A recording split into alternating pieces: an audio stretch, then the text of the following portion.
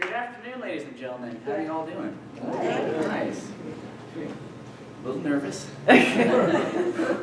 Technology, please work. You summoned You it. just need someone to stand here, Palmer. Okay. My name is Palmer Daniel Ray Meyers. I would like to start with a question. Why is it for millennia that our civilization, mankind, has looked up to the stars? You know, you'll find ourselves camping or taking a walk down the street, and we always look up at the stars. Look up at those silver specks in the light. But why do we do it? It's one of those weird things that we just do. Is it because there's extraterrestrial life outside our little Earth planet? Or maybe that one star isn't a star at all, but a UFO?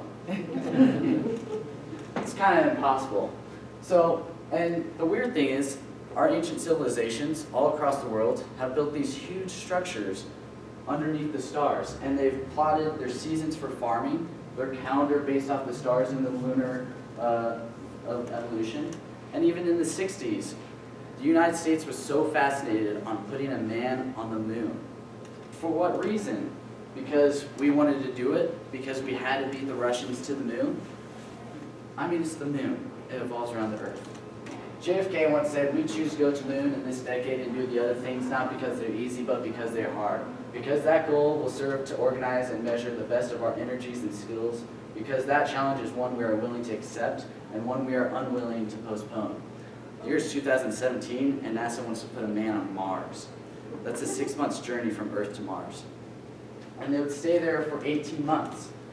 But why? It's a red planet that's made out of iron. It's literally a desert. Or do we look up at the stars to find ourselves wandering in a sea of wonder, a sea of tranquility, a sea of curiosity, a sea of amazement because of the beauty of the stars? Or do we look up to the stars to see maybe that's the gateway to heaven, and maybe that the stars are the heavens? Or maybe we look up to the stars because those are our fallen loved ones, and they're up there watching down on us, and we can see them for their true beauty.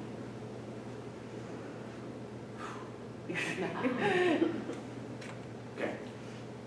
Or do we look up at the stars saying, please God, make that one girl in my humanities class like me. Or please, can I get an A on this math test? Or wouldn't it be nice to win the lottery? And now we have telescopes that can see, what is the word?